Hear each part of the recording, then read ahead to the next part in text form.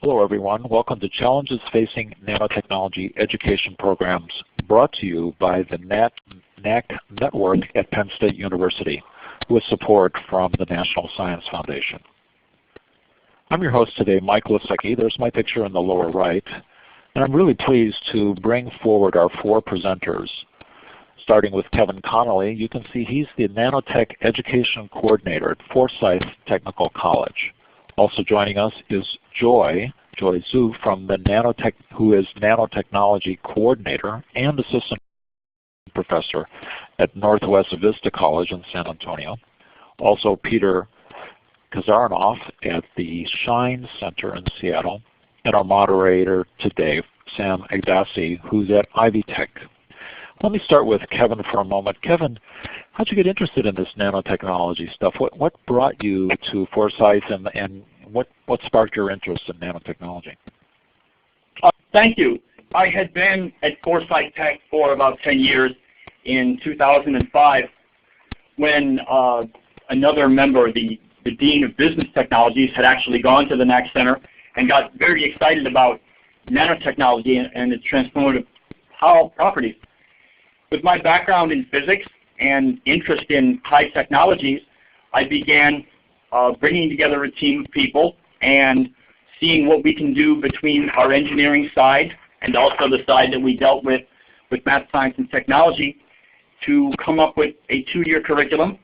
We collaborated very closely with Wake Forest University and the skills that they had, and we've been able to come up with something that really works at the nanoscale, which is a great frontier for studying biology, physics, and everything. And because it's so fresh and new, that's what keeps my interest.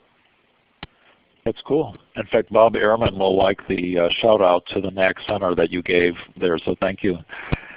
Joy, how about yourself? What's your background? How did you get involved in nanotechnology? Hi, Mike. My bachelor's degree study was material science and engineering, and the graduate study was electrical engineering. And I do a lot of research in nanostructured materials. During my graduate study, I had more than 10 publications on nanotechnology materials. And I feel like this is an exciting field, has a lot of potential. So that's why I am doing nanotechnology program at Northwest Vista College. And I have been working at the NVC for nanotechnology as a coordinator for 8 years so far. I have been really enjoying what's going on, and I'm very happy to see how our students are learning cutting-edge technology. Well, thank you, Joy, and thanks for joining us and giving us the value of your experience here today. Thank you. Sam, what about you? How did you get into nanotechnology? Give us the short version of it, Sam. My training in college was in mechanical engineering, and I heard about nanotechnology and I got interested. I continued my education in graduate school at Purdue University, and I switched to electrical engineering, and my focus was solid-state devices, or as they call it, microelectronics and nanotechnology at Purdue University. And I always want to be in educational setting, so after graduation and working a couple of years, more than a couple of years actually, as a research specialist, I took this position at Ivy Tech Community College as program chair and assistant professor of nanotechnology, and I basically started and built a program, nanotechnology program at Ivy Tech Community College. Pretty cool. Interesting transition from the mechanical to the electrical side. I'm glad to hear that. Peter, I decided to go with you last because you're going to be the first up as we talk about programs. But let me ask you that same question. What dragged you into nanotechnology, or maybe what prompted you to go into it? Hello, everyone. This is Peter. Thanks, Mike, for hosting, and I enjoyed hearing Kevin and Joy and Sam's descriptions how they got involved. My original involvement in nanotechnology started when I was actually teaching high school outside of Boston, and I spent the summer making gold nanoparticles up in Boulder, Colorado. And it was fascinating to me that the color of gold nanoparticles is vastly different from the color of gold.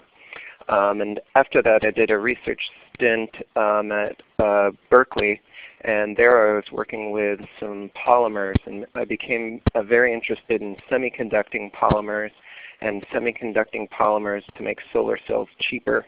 So I eventually moved on to the University of Washington and spent my PhD research trying to improve the efficiency of solar cells made out of plastic. And we can use nanotechnology and nanostructured materials in order to improve that efficiency. And it was very, very exciting at the time, working towards more efficient solar panels and improving the energy economy through that research. That's cool. And of course, you're the director of the SHINE ATE Center there in Seattle as well. Yep, I'm the managing director of the SHINE ATE Center. We've been a center since September 2012. And before that, we did nanotechnology education locally in the Seattle region, and now we do nanotechnology technician education all across the Pacific Northwest in Oregon, Washington, and Idaho. Excellent. So thank you all for joining us. Our format today, everyone, is we're going to briefly ask each of our panelists to talk about their programs that currently exist, just to give a background for the discussion to come. And then our moderator, Sam, he's going to be the David Letterman today. He's going to be sitting there, and imagine him at his desk and our three panelists. He's going to propose a series of questions for us to respond to, and I hope we have an interesting discussion. So Peter, I'm going to click the slide here to bring up the SHINE slide. Would you give us a brief overview of the program that you're involved with there? Yeah, so this is Peter, and thanks, Mike, for the introduction. SHINE stands for Seattle's Hub for Industry-Driven Nanotechnology Education, and we're a center that is located at North Seattle College in Seattle, Washington. And our nanotechnology program has two different paths. One path is that students can get a 2-year AAST degree in nanotechnology, and after earning that degree, they would go on to work as a technician in the nanotechnology industry. And our students have gone on to do things such as do microscopy preparation, service transmission and scanning electron microscopes, or work for companies that design and produce nanomaterials. We also have a 1-year certificate in nanotechnology, and this is designed for students who already have a BA or a BS 4-year degree from college but are having either difficulty finding work or want to change careers. And those students have been especially successful because they can build upon their previous training with our nanotechnology specific courses. That sounds good. It sounds like you've got a real interesting program with a lot of aspects to it. So thanks for that heads up. Let's go to our next presenter, Joy. Will you tell us a little bit about your program there at Northwest Vista? Tell us how many students you have in it too, if you have a chance. Go ahead. Sure. This is Joy from Northwest Vista College, one of the Alamo colleges. The picture on the top right is one corner of our college. As you can tell, it's pretty beautiful. And this is how San Antonio is. Anyway, our program, we currently have 54 students in taking technical courses. And last fall we had 6 graduates. In spring we're going to have 7 graduates. In the summer we'll have 4. So it's kind of each year we have somewhere around 17, 15 students graduate from one of the following options. So in our nanotechnology program, we have level 1 certificate, which means that students take 5 nanotechnology courses and they earn level 1 certificate.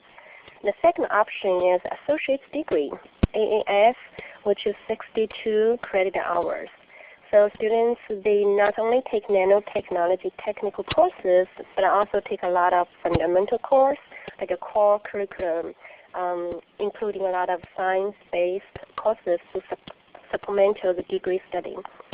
And third option is advanced technical certificate. For advanced technical certificate students, they normally already have a bachelor degree in science, but they would love to learn something about nanotechnology.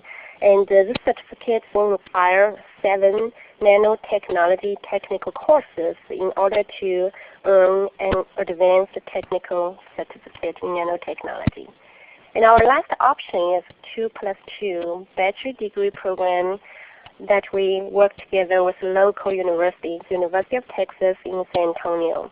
Now this one is kind of similar with associate's AAS degree, but the students will require to take more advanced math courses and the physics class. So they'll need calculus and calculus-based university physics instead of college algebra. Joy, what fraction of your students take that articulation path with UT? 10%? How many of them take advantage of that? Actually, I would say maybe more than 50% of students, they would love to go advance their education in the bachelor degree program with our 2+2. And we also have students, of course, after graduate with certificate or regular AAS, then go to workforce. So currently, I would say 30%. 70 goes to higher education, and 30% go to work directly. Okay, interesting. Thank you, Joy. Kevin, let me advance the slide, and let's hear a little bit about Foresight. Thank you for your introduction, and I'm enjoying the contrast among the different programs already. I'd like to tell you 3 main things about our program at Foresight Tech. First of all, the curriculum is arranged according to the circle in the center. We are quite unique because we place biology, chemistry, and physics all on equal footing. Additionally, we always lead with what I call the 3 E's. Engineering, the creation of products; economics, that has to do with everything from grant writing to resume writing; and also ethics, that deals with everything from keeping a good lab book, dealing with waste, as well as interacting with the EPA and regulatory bodies.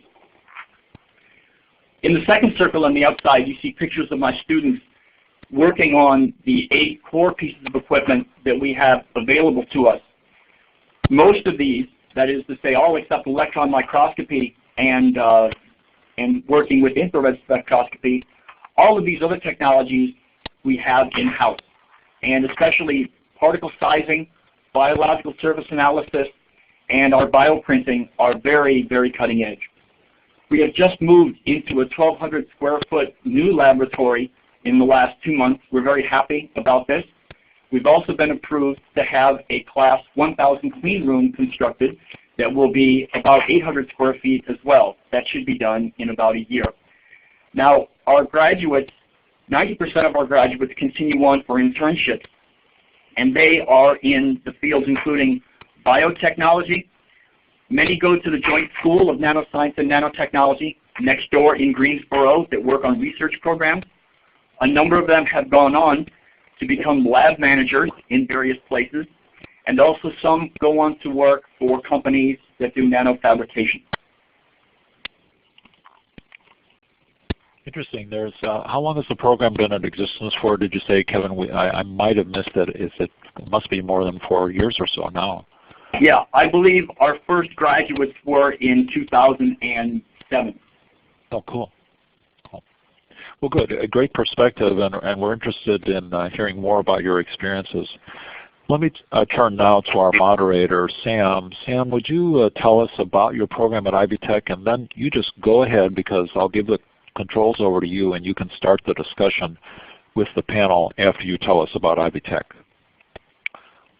Thank you, Mike. We started a nanotechnology program at Ivy Tech Community College about 3 years ago. Basically, the program did not exist, and the college administrators hired me as the chair to start and run this program. So during this relatively short amount of time, we have achieved several milestones that I go through them. My first bullet point is about the accreditation, but you skip it for now and go to the second bullet point, which is mostly about the curriculum. NAC Center, which is hosting this webinar, Nanotechnology Application and Career Knowledge Center at Penn State University, have developed curriculum for community colleges like us to teach nanotechnology education to the students. And when I looked at this curriculum by attending the workshops over there, I really liked it, and that was because it has a broad sets of skills that teaches the students, and also the employment record of the graduates was impressive. They have gone to electronics industry, chemical, biomedical, pharmaceutical, you name it. And I really liked it, and I said, okay, I should adopt this curriculum. The challenge was, of course, not much about the courses, but about the labs. Imagine that Penn State is a major research university, and NAC Center itself has 10 staff dedicated to this endeavor, but I was by myself over there at Ivy Tech, and teaching these labs and providing the logistics for them was really a challenge, but I took the challenge and it turned out well. The other aspect of it is the Ivy Tech Nanotechnology program is the only accredited nanotechnology program in the United States. If you are from engineering fields, you know that in engineering fields the accreditation comes from an organization called ABET, which is the accrediting body of engineering programs. And likewise, for technology programs, the accreditation comes from Association of Technology, Management, and Applied Engineering, or the acronym ATME, so which we have to follow a certain of educational standards to get this accreditation, and we just this past September 2013 achieved this accreditation. Another aspect of the program is our partnership with another major research university, University of Notre Dame in South Bend. When I started this program, basically we didn't have any lab or any equipment whatsoever. They just gave me an empty room and they said that would be your lab. And so then I reached out to University of Notre Dame, which has a state-of-the-art nanofabrication facility or clean room. And I started taking my students over there and do the labs and procedures that I adopted from Penn State over there. Then gradually, with the fundings that college gave me, I started building my own lab at Ivy Tech, and gradually we decreased our dependence to Notre Dame. And now you may ask, okay, clean room like the ones that a major university has at least cost about $14 million.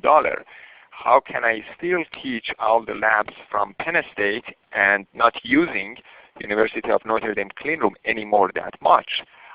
So basically I bought the equipment which are critical to have a nanotechnology education, but not everything. For example, at Penn State or Notre Dame, they have transmission electron microscopy for metrology, but it's a multi-million-dollar equipment, and the cost of the service contract is just $100,000 a year. So we do not need to have this. It's not feasible for us. An electron microscope itself, a regular electron microscope itself, would work.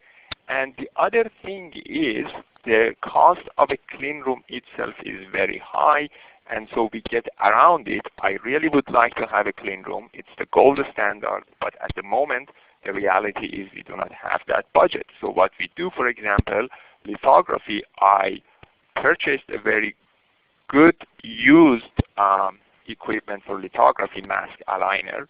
We located that at our chemical lab, regular teaching chemistry lab. We blocked the windows with some cheap fabric to block the light and use light fixture to block UV light. And that's how we do lithography. So you need to be innovative when you are implementing the nanotechnology program. And the other aspect of nanotechnology program is collaboration with the local startup companies here in South Bend. We do not have major nanotech industry, but there are some startup companies, including the name of these companies that you see here on the screen, SQ, US, Nano, Indiana Integrated Circuits, and the numbers are growing.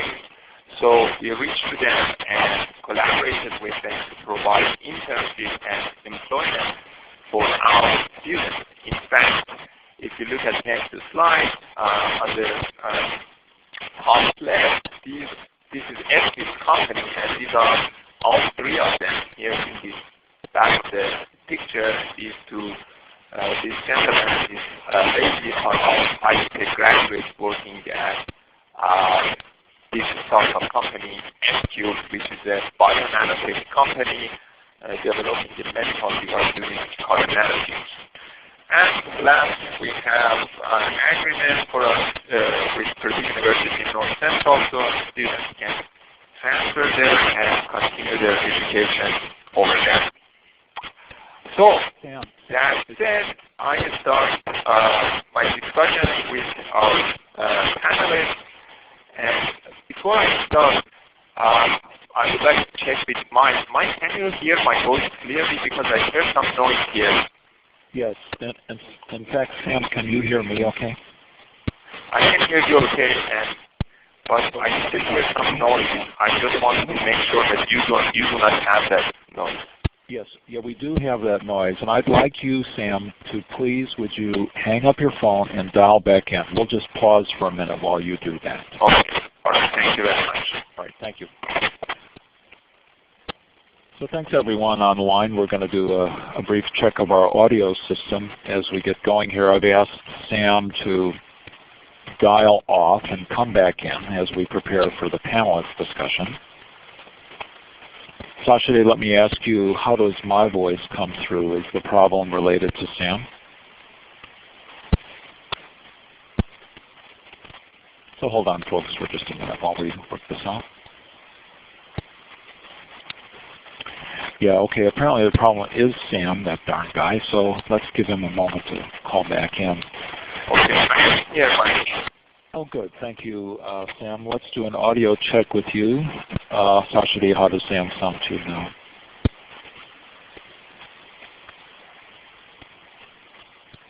Sam, why don't you just talk for a moment? We'll do another audio check. Is that fine right now? Yeah. I still hear that noise. You still hear it, huh? Still a bad sound from Sam. Okay, Sam, I'm going to ask you if you would try one more time to log off and come back in. And I'm going to go ahead with the panelist discussion if that's okay with you. Okay.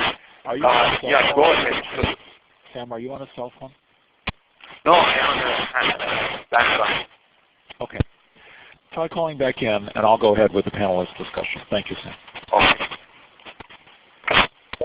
So everyone, our first question today for our panelists is, you know, community colleges are considered as an important force for economic development. Well, we certainly think that's true, right? Especially where we talk about the preparation of the workforce. Now, let's think about it from a college perspective for a moment. What benefit does a college have to have these type of technical programs? Kevin, can I ask you that first? What do you think there from Foresight? What benefit does Foresight see from having this? Hello, thanks. First and foremost, education really is an economic question. And are you hearing me out in front? Your sound is bad too. Okay, Yeah, that's all right. That's surprising. Is this any better? You know what we're going to do? We're going to do something a little bit different. Okay. Thank you for your patience with us.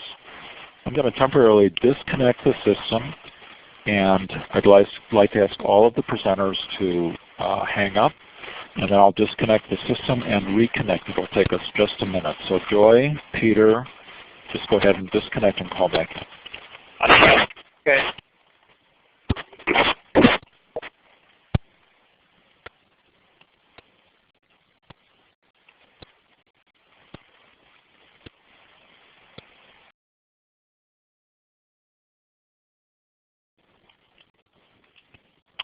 Hi everyone, thanks for your patience. Just give us another moment here to make some adjustments.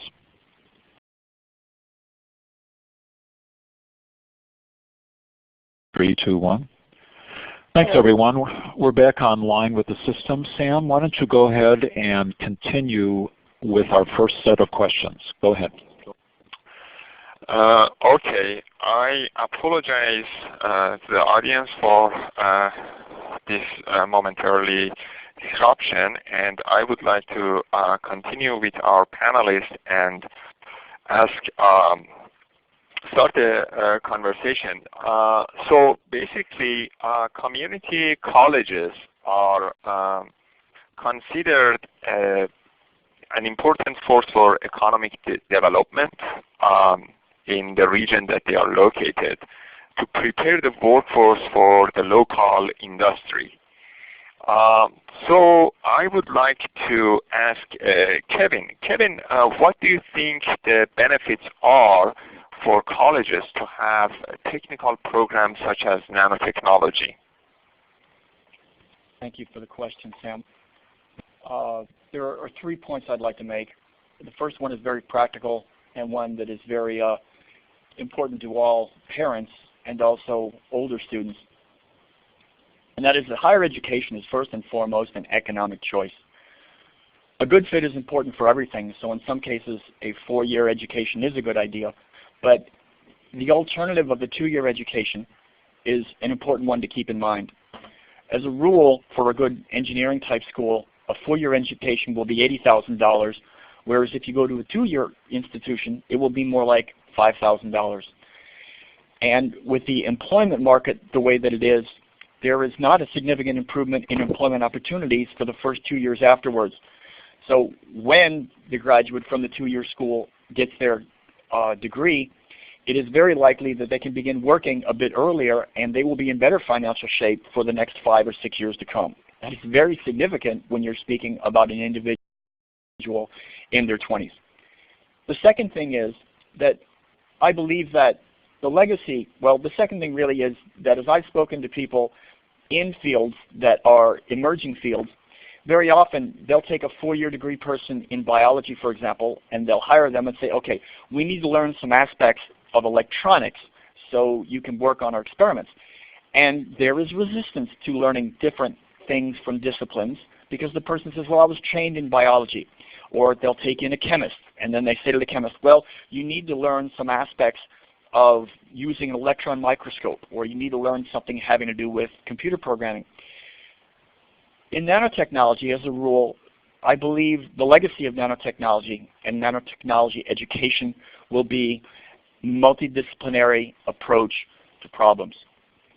Our focus is really on solving problems, and the way that we go about doing it in nanotechnology education, as I mentioned before, is by combining equal amounts of biology, chemistry, and physics, and also elements of engineering to get the job done. My students are not afraid to incorporate elements of electronics and biology, material science, as well as some aspects of economics to do what they're doing. So I think the multidisciplinary nature of what's going on is one of the real benefits of what we're doing here in nanotechnology. Excellent. Very good comment about the multidisciplinary nature of nanotechnology. And I would like to go to another question, and that would be for Joy. Joy, what do you think that a college administrator can do to highlight and promote technology programs? and very importantly, get the local industry involved and know about that? Thank you, Sam, for the question. From our experience, I would say the best thing to do is to establish advisory board to gather members from industry and business. And there will be 3 benefits by doing so. First of all, it will have involvement in curriculum evaluation from members who are from industry and business. And we can kind of give suggestions, proposals about what are the key points that students should learn in nanotechnology fields, and what are the skills and techniques that should be really important at this moment to support the workforce needs. And secondly, they can also help on student learning assessment. In Texas, we have one of the students' learning outcome assessment. It's called the SACS, which is Southern Association of Colleges and Schools, which means whatever the course material your school teach has to meet certain requirements and certain specifications. So by the involvement from industry and business, they can help us to evaluate how well students learned. Not just propose ideas, but also evaluate the quality of what we have been teaching. So I think, it kind of finish up the entire circle. And thirdly, the advisory board member, they can help students with internship. As everybody knows, technical program internship is more like a capstone course. It's very important for students to get a feel of what's going on in real industry and real workforce. How can they apply whatever they learned, the skills and knowledge, into workforce field? So by establish advisory board, we can establish partnership with them. And on the other hand, they know the quality of your program. They can recommend students to internship that is available. Could be in their company or could be in other company that you know. Yes, so that is correct. Are really important and would really benefit the program in the long run in nanotechnology field. Yes, and I would like to elaborate on what you said, that these advisory boards and connection to industry, whether small or big companies, are really important. As I mentioned earlier, when we started, we were not aware of any major nanotechnology industry or semiconductor industry, I should say, around northern Indiana. And we approached local startup companies, which were good. Then after that, I learned that, for example, other bigger companies, like for example Honeywell International, which has operation in South Bend, and also Siemens, there is a need for students with nanotechnology skills, but the companies may not advertise these positions with the label of nanotechnologist. Let me give you a specific example. For example, at Honeywell, right now, they are currently hiring people with metrology skills, people who can run an electron microscope and can get images and analyze those images. This is one of the skills that in this curriculum we teach our students. So having this broad reach to industry, whether local startup companies or bigger companies, are critical. So with that said, I would like to move on to next slide. And as you may be aware of, the cost of having a high-tech program like nanotechnology is significant.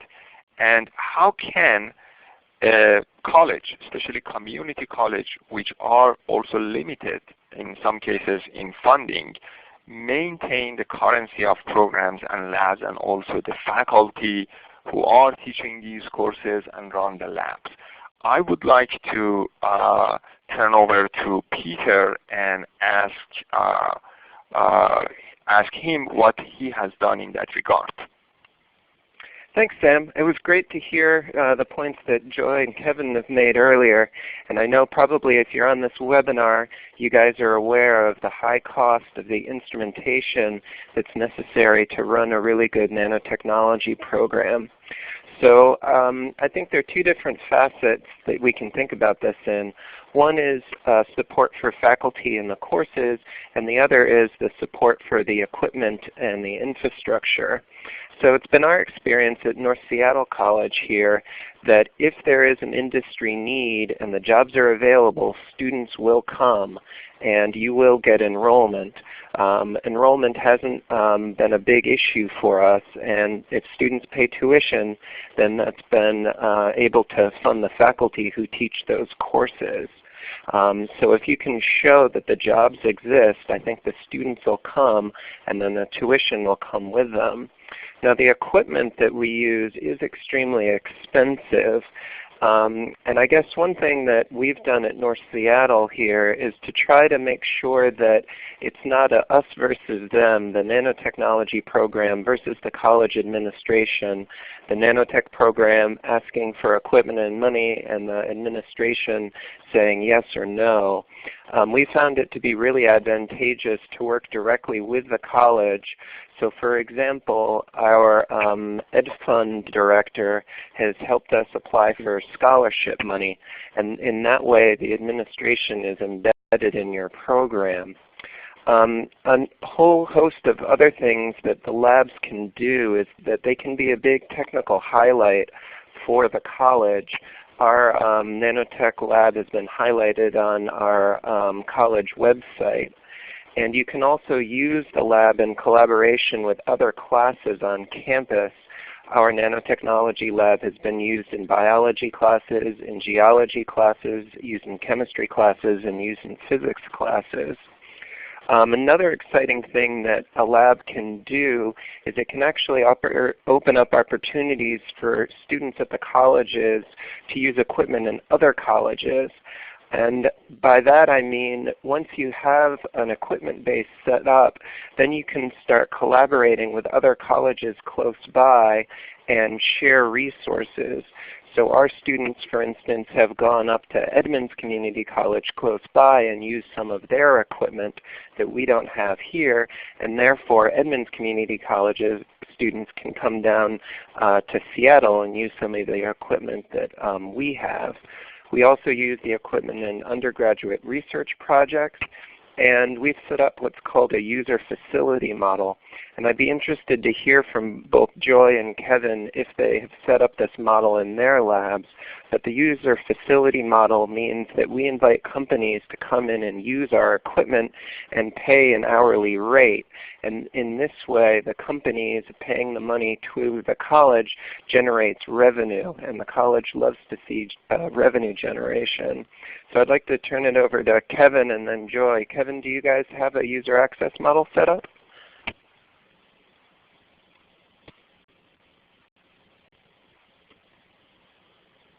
Okay, Kevin, can you hear us? No? I'm sorry, you, Joy? Mute button at the wrong I am here.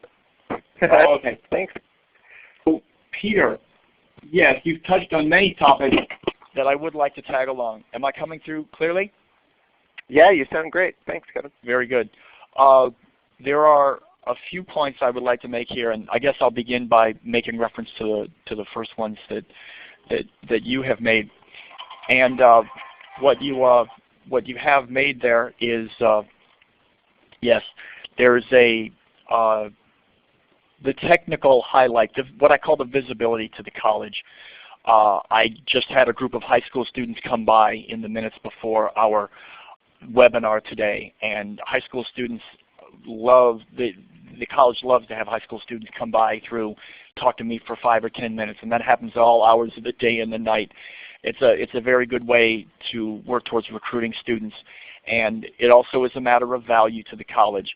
The college can talk about this in press releases. They talk about it to the local newspapers, and also have short spots on television from time to time. I've even done television spots in the past. I've gotten support from the administration in the last few years. They have had highway boards up there, you know, the big 20 by 60 foot things that have advertised our program. Of course, Peter, you talked about certificates in equipment. When my students are done working at Wake Forest University on the SEM and the TEM, they are given a certificate, and basically this is permission to come back and use that equipment whenever they wish. In other words, they're trusted as much as a standard Wake Forest student, and they're welcome to come back in the lab. Okay, thank you, Kevin. And I would like to go over to Joy and ask her, Joy, have you done what have you done to recruit and retain strong academically strong students into your programs? Okay, in our case, we mainly do two things. First of all, we establish pipeline among high school districts, community college, and workforce. For example, beginning of the spring semester, we get together with Southwest Research Institute, which is a local nonprofit government institute, and we discuss with them to say, hey, you know, how can we work together to benefit not just our students, but also benefit the institute. So what we had is our students finished their certificate or maybe the associate's degree. Students go to have an internship at the Southwest Research Institute. Then after the internship, they have opportunity or chances to get hired as technician over there. And we also work together with a high school. We have partner high schools. And sometimes I go to high school to give presentations to introduce students, hey, you know what nanotechnology is, so what is the future application and the potential of nanotechnology. And meanwhile, we have nanotechnology club, and they run periodically also visit high school and let students talk to students about nanotechnology. In general, each semester we talk to somewhere about 500 high school students in local area. So this kind of build up a pipeline from high school students to our community college, in our case Northwest Vista College, then to the industry. So Southwest Research Institute is one example, but we of course have other companies, you know, in our local area to have similar kind of pipeline to accept our students as internship and later on job placement. But secondly, we feel that it helps a lot to promote nanotechnology program through such as Career Day and STEM Festival and the Science Conference. In San Antonio, we have a lot of opportunities for Career Day from high school and the STEM Festival, either college or high school, and also Science Conference, which is citywide kind of event. So we normally have a table set up with our nanotechnology program, introduce everybody, hey, who we are and where we are, what we are doing with the nanotechnology for students. So in summary, I think, you know, both of them actually worked pretty well, and the students feel very secured when they ask a question, what should I do after I finish associate degree? Can I find a job? So the answer is very obvious if we have a pipeline set up. Yes, it is, because here's the example what we do with local industry and a company and so on. Okay, thank you, Joy. And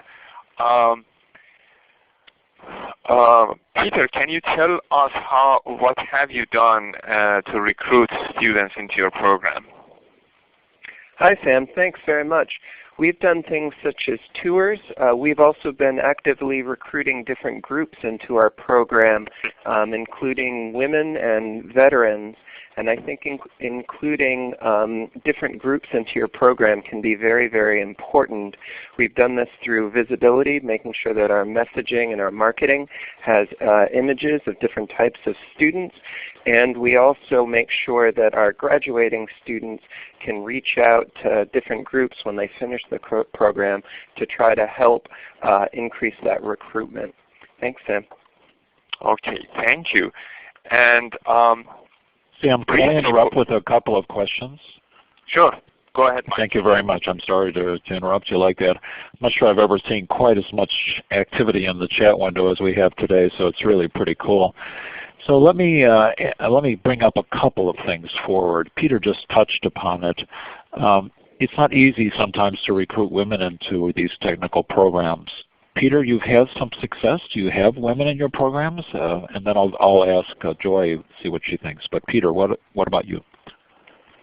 Yeah, we've had some success. It depends upon the year. Currently we have 2 women that are enrolled and we hope to graduate. And 2 years ago we graduated a number of women as well.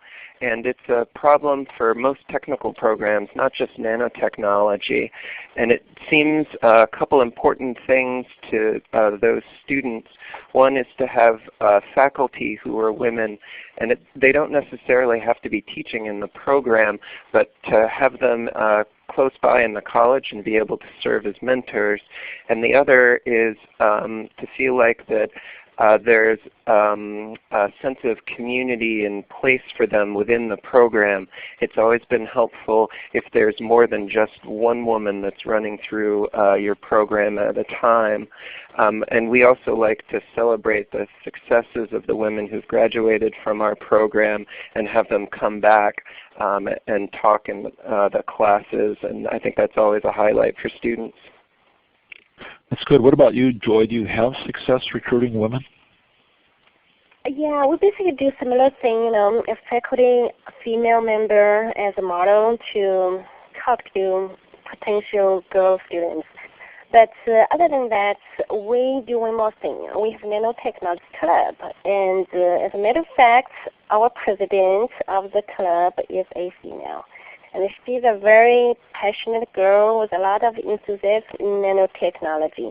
And we do a lot of events through the semester as club. And they reach out to girls on campus, off campus with high school students and tell them, use their real example to tell girls what nanotechnology is or what a technical program could benefit or could lead out their future. So I think it kind of helps a lot. Good. I'll just make one other comment. Sam, we're okay to go a little bit over our time frame as long as people hang on, so don't worry about that.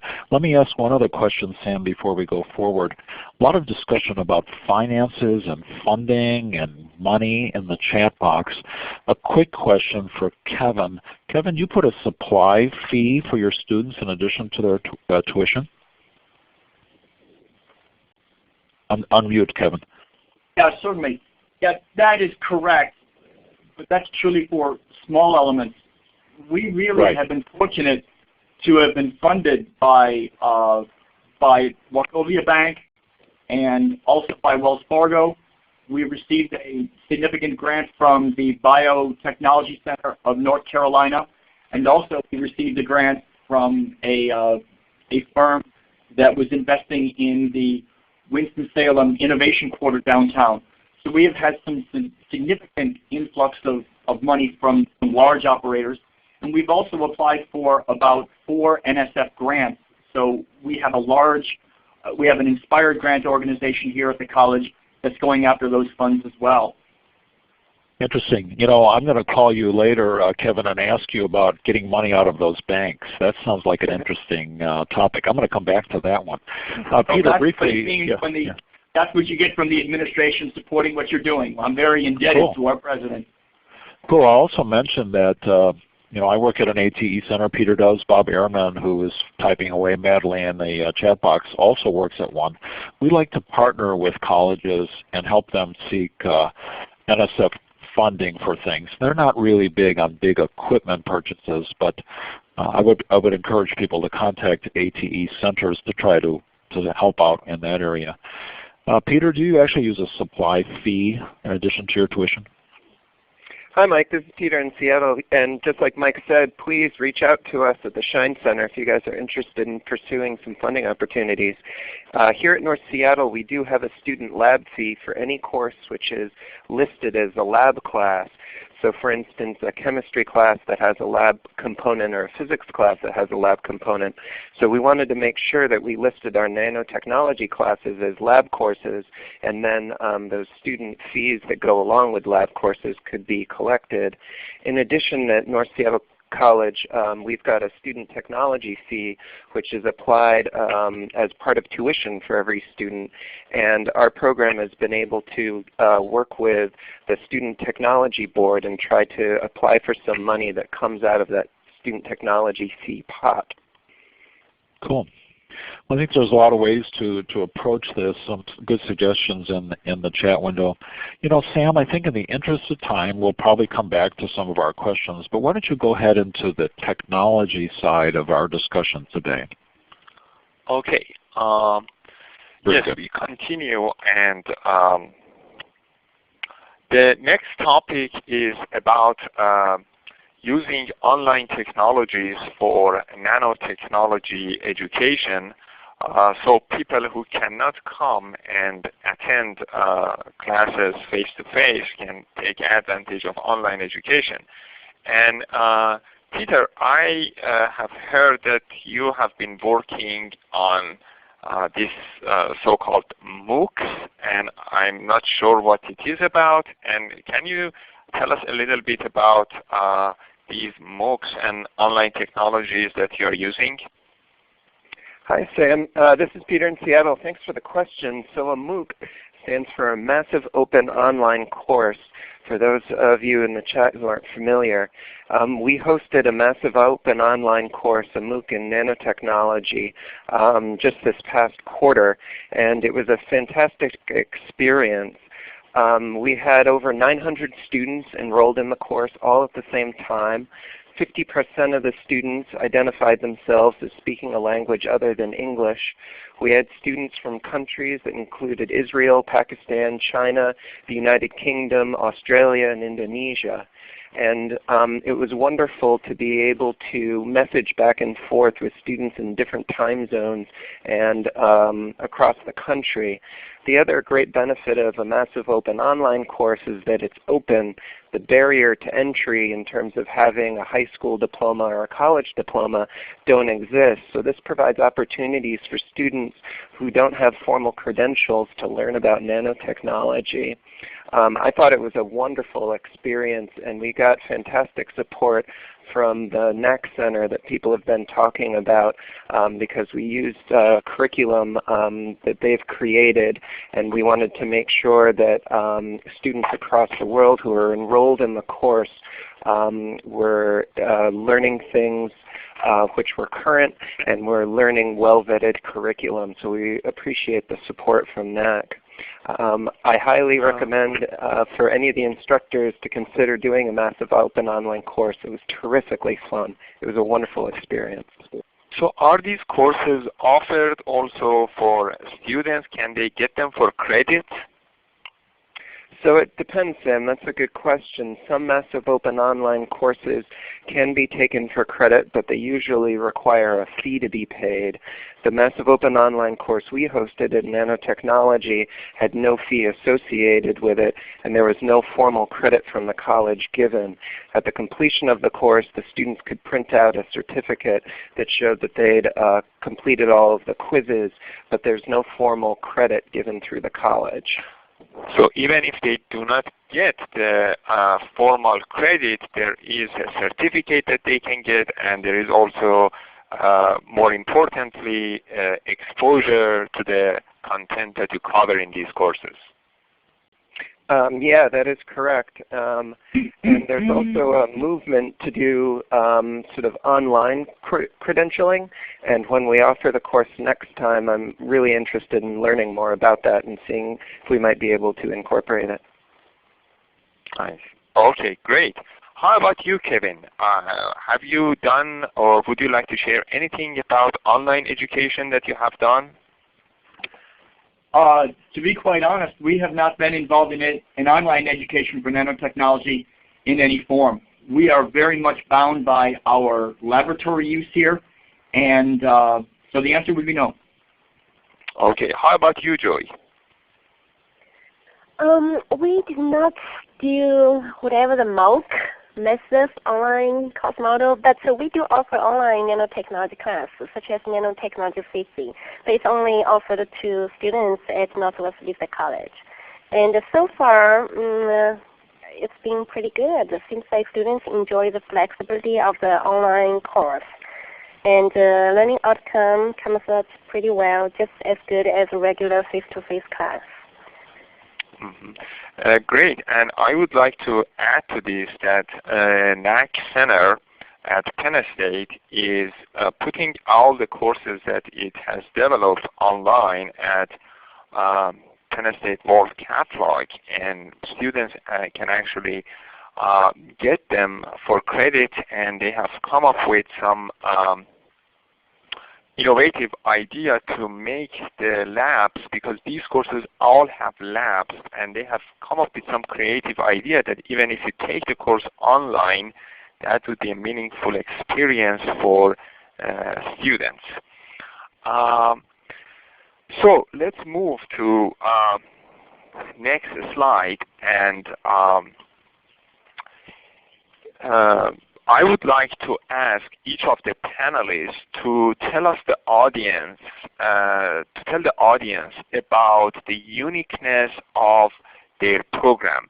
What is unique about your program? So let's start with you, Joy.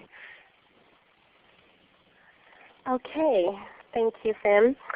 So for us, I think the most unique part is the student success. We try to create opportunities for students in the program for advancement either in higher education or go to the workforce.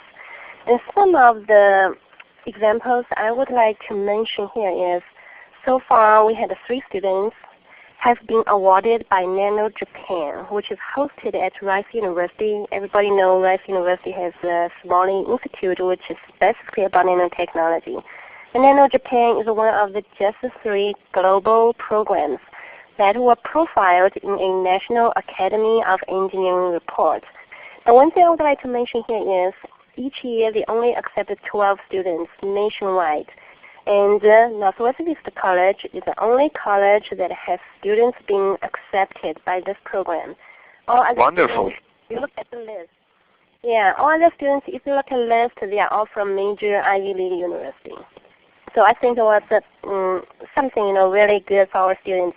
And secondly, we had 2 students has been awarded by National Nanotechnology Infrastructure Network. One was at UT Austin, another one was at Northwestern University this summer. And then we also have 3 students being awarded by Student Award for Excellence at National Science Foundation in the past 2 years. These are just some of the examples, like how well our students been doing, and also represents the quality of the program. So if I want to summarize the uniqueness of your program, it is the outstanding success of your students after completing the program at your college. Exactly. We try to create opportunities for students so they have chances to perform. Exactly. Great. So now let's move to Peter and ask Peter the same question and ask him what is the special sauce of his program. Hi, Sam. This is Peter in Seattle. Thank you for the question. So I would say that our special sauce involves something that's a little bit different for a lot of technical programs, and that's that we host a series of soft skills or professional skills workshops for our students. These include workshops on how to network at career fairs, how to write your resume, how to complete cover letters, how to do informational interviews, how to give your elevator talk in 30 seconds to somebody you meet in industry, how to set up your business card, as well as once you're on the job, skills such as how to talk to your supervisor, how to work with other technicians, and how to talk with customers directly. Nanotechnology is a very unique area to do education in, but technicians also need other skills to succeed besides just the technical skills, and I think we do a great job here providing those. Excellent, excellent. How about you, Kevin? What is special about your program? Yes, Sam. Yes, I'd like to commend the successes both of Joy and Peter there. We have a nice, we're quite complementary in the things that we do. First of all, through the years, I've grown my program by thinking of graduate experience in reverse. First of all, what employment are they going to be able to find in our area? And secondly, the internships. We've had a lot of experience, a lot of success in finding internships for our students. Also outreach. It's very important when my students do outreach either on our Facebook page or with high schools. We spend a lot of time in museums and see hundreds of students on individual days, as well as visitors coming from Forsyth Tech. We're going to have an open house for the whole college. The whole community can come in tomorrow. And my students are very involved with these outreach opportunities. Great experience for them. And of course, they're involved with the ethics courses that I teach in regulations and ethics. We are involved, we make contact with companies that help other companies be EPA and FDA compliant. We also have a few tools here that are especially innovative. We have an Izon particle sizer that works its way down to 40 nanometers, and we were the first ones to be able to have this tool throughout the world in an educational setting. We also have a biological printer from technology that was developed at Northwestern University. I think there are a number of those that are available, and last summer we were able to use polymers to make wires that were 7 microns in width, so we've had a lot of success in doing that, and that device was opening up some doors for us to be able to work across town with the Wake Forest Institute of Regenerative Medicine. With respect to our diversity, we've naturally been able to have an enrollment through the years of about 30% African American, 20% Hispanic, and 40% women. That has really come naturally without trying at all. And finally, I'd like to mention and admit that we here in Winston-Salem and in North Carolina, we are still challenged by employment opportunities. We really have got started quickly by an initiative from the President that if we build it, they will come. And we have a wonderful program, and we are still looking for more employment opportunities to keep up with the educational successes that we have been able to have. Thank you, Kevin. Very interesting. And as the final remarks, I would also like to talk a little bit about the uniqueness of my program, nanotechnology program at Ivy Tech Community College. Basically, I call it running against all the odds. When we started the program, we did not know if we get any students and if there would be any job opportunities available for them. So the first step, as I mentioned earlier, we adopted the NAC curriculum and we decided to teach every single element of it, all the labs, so our students can have a broad range of skills. And that turned out very well. What we did, basically, we went door to door to local companies, local industry, and asked for help and in providing employment opportunities and internship for our students. And that turned out well, and by next year we have been graduating about 15 students. All of them have either found full-time employment or have done some industrial internship, and also they have been very involved with research at University of Notre Dame. One of our students got a nanotechnology undergraduate research fellowship from Notre Dame, which was open to all students in the United States, actually around the world, and one of these students got that prestigious fellowship to do research over there. So basically, it started from nothing, and it's a growing and developing program. So I close my remarks with this quote from George Bernard Shaw.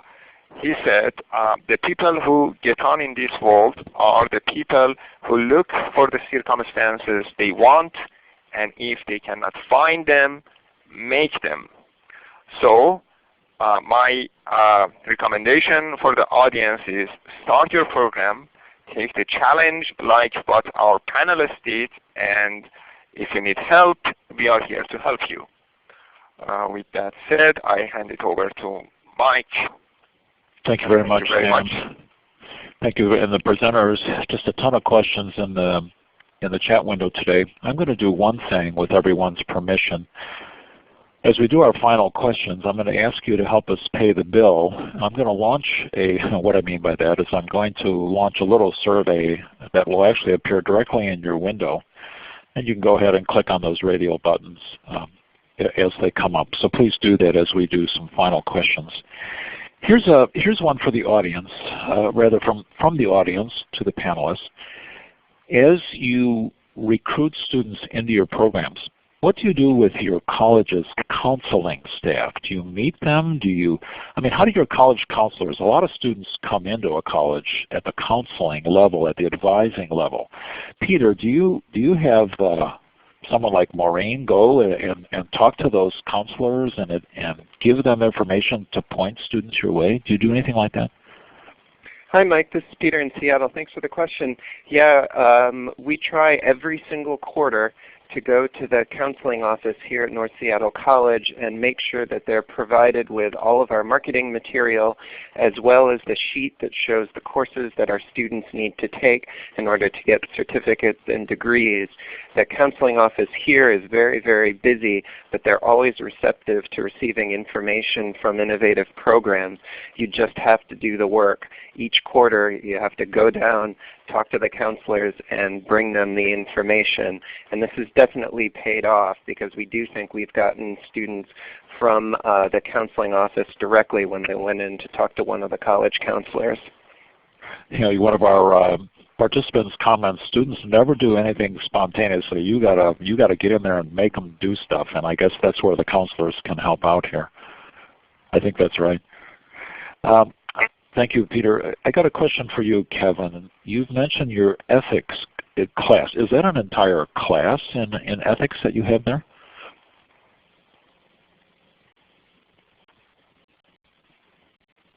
Kevin, on your mute button. I'm sorry, I keep going backwards. It's okay. A course that is dedicated to regulatory and ethics. It's a 2-credit-hour course where we have worked through a textbook in nanotechnology, the business. We spent some time actually in the previous course on the nanotechnology, the business, dealing with startup companies, the valley of death, and the aspects of investment and how you run a small company. That's the previous course. And then the second course, 132, deals with regulation and ethics, where we talk about things like the EPA doesn't really issue laws. The EPA gives you guidelines, and you are either, a company is either compliant or it's not compliant.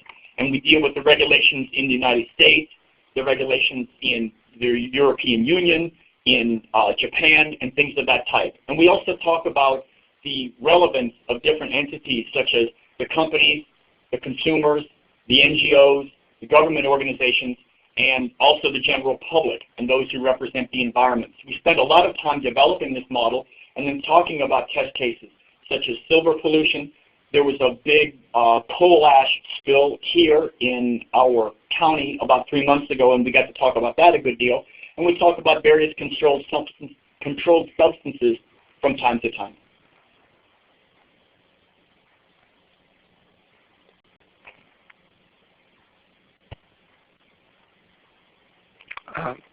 Mike, can you hear us? I'm sorry, I made a Kevin mistake there. I'm joking, Kevin. I forgot to press my button. I have one other question. Joy, I'm going to start with you, but you can pass on it. Here's the question. Are programs tying the student internship experience? Joy, do you students have interns you tie that back into the curriculum? How does it work? Yes, so we actually have 4 credit hours of internship. Students need to do 200 hours of internship before they graduate with certificate and associate's degree. And I think it's very important for students to have a real working experience in nanotechnology field before they go to workforce. It's more like applying the knowledge they learned from the classroom into the real workforce. Help them to understand better. Excellent. Good. That's a good tie back. Thank you. Friends, I'm going to give you just another few seconds on the survey. So you're rapidly typing into those boxes. I think most of us are done. So please, I'm going to close it down and just make sure you hit the submit button before I count down. So here we go. 5, 4, 3, 2, 1. Closing the survey. Thank you again for doing that. Got one final question, but let me make a couple of announcements here. We're going to make this recording and the slides, and there's not a handout today. We'll make that available on the Nano4Me website. We'll also send a link to everyone who registered for this webinar, links to the recording.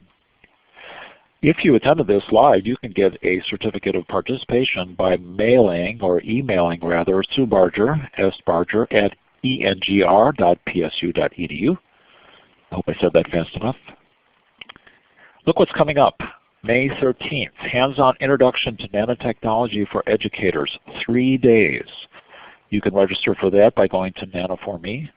The next webinar on May 15th, a technical webinar on electrospinning and what that's all about. And then another hands-on workshop for faculty, nanotechnology course resources, patterning, characterization, and applications. A lot of cool stuff. Those are, I think those are actually no-cost webinars with, workshops with some sponsorship. So this is our final slide, but here's my final question for the group. An interesting comment came in from the participants saying, you know, maybe we should grow this. Maybe we should ask the National Science Foundation and this panel of these 4 experts to travel around the country and to do localized presentations that help enthuse the local, sort of creation of nanotechnology programs. I bet you we could get Bob Ehrman from Penn State to come along on that as well. Sam, would you be willing to be part of that? Let's suppose we could pay your coach class airfare. Would you? I'm just making that up. Would you do something like that? Would you carry this forward, working with the NSF? Only if you pay the first class, Mike. Oh, I see. Okay, we'll have to put you on the alternate list. Thank you. No, I'm kidding. By all means. Good. What about you, Peter? Yeah, Peter, would you join this group if we ask the NSF to help us and ask Bob Ehrman to help us take this a little bit bigger? Yeah, this is Peter in Seattle. I'd love to go on the road, and I'll take Greyhound bus. I'll drive a rental car. Whatever way we can do it, Mike. I'm on board. Okay, he signed up, and I got to stop and ask you. There was really 900 students enrolled in that MOOC. 907, Mike. Oh, good. Glad we clarified that. Just amazing. Kevin, what do you think? Would you be part of this panel with the National Science Foundation and our colleagues at Penn State if we took this big? Well, when I was at the Regional, State, and Local Initiatives in Nanotechnology meeting in Portland, I was surprised that there were only about 6 or 8 RSLs represented there. I was looking forward there to being a greater number. I would very much like to inspire different places around the country. But I think I'd travel. I'd be more inspired if there was a set of NFL tickets for various cities in the mix. I see. All right, so we've got all of our qualifications here. Joy, what are your conditions if you would like to join this panel? Oh, yeah, of course. There was a business class. I see. Okay, she's in the middle there. Right, well, good. You're very kind to all of you to be part of this today. We appreciate the support of the NAC network at Penn State and Bob Ehrman. Many of you know him. Appreciate his support here. Some interesting comments in the chat window. We have colleagues with us from NanoHub, and I think that's really worth visiting for all of the resources, both at the 2- and 4-year level and high school level that they have. So check out NanoHub. And also I'd like to thank everyone today for putting up with our little bit of audio glitch there, but we solved it. So thank you again. Participants, that officially concludes our webinar. Presenters, please stay on the line for a couple of seconds, and we're going to debrief as we close down. So everyone, thank you again for joining. That concludes our official presentation for